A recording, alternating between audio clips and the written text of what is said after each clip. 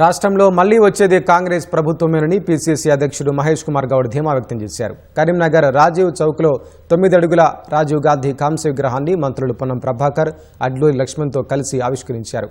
కుల మత రాజకీయాలకు కాలం చెల్లిందని, ప్రజలు కాంగ్రెస్ ప్రభుత్వం చేపడుతున్న అభివృద్ధి సంక్షేమ పథకాలను నమ్ముతున్నారన్నారు.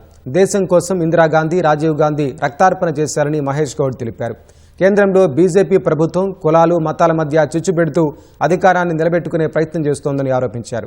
రాహుల్ గాంధీ ఆలోచన ప్రకారమే రాష్ట్రంలో కులగణన చేపట్టి దేశానికి ఆదర్శంగా నిలిచామని పేర్కొన్నారు. కాంగ్రెస్ పార్టీ సిద్ధాంతం పేద ప్రజల యొక్క సంక్షేమం, ఉద్యోగాలు, శాంతి భద్రతలు, రాష్ట్ర అభివృద్ధి. ఈ రాష్ట్రంలో కాంగ్రెస్ ప్రభుత్వం అన్ని నెరవేరుస్తూ ముందుకు పోతా ఉంది.